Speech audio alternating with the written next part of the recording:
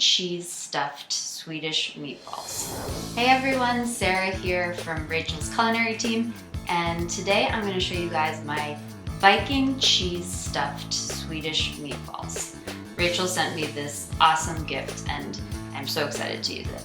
Alright, let's open up our can of cheese. I'm going to do like 1/2 inch cubes. Cheese done. Now on to our meatballs.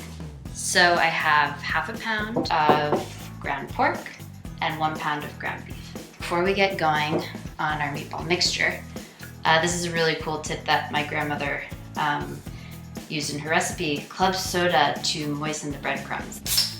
It just creates this super fluffy meatball. So I have a cup of breadcrumbs and I'm gonna do about 1/2 cup of club soda.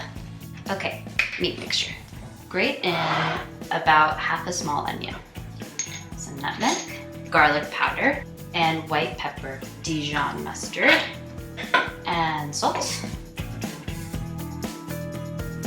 Now we get our hands dirty.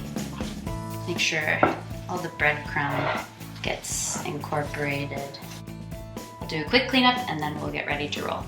Okay, while I was cleaning up, I realized I forgot a very important ingredient, egg.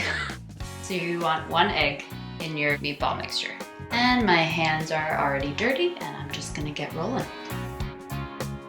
And now we will stuff with our cheese. So I'll kind of create a patty in my hand here and I'll take our piece of cheese right in the middle and sort of hug it and we roll. Okay, we'll get these guys in the oven, 400 degrees, about 20 minutes or so.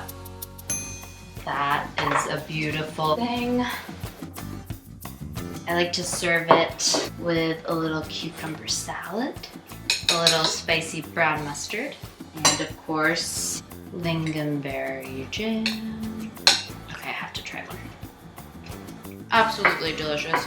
Thank you again, Rachel, so much for the gift. And I hope you guys will try this recipe. I am so trying that recipe. I miss you so much. I mean, is she not the most calming voice, presence, the whole thing? You look fabulous. Your recipe is gorgeous. I cannot wait to make it.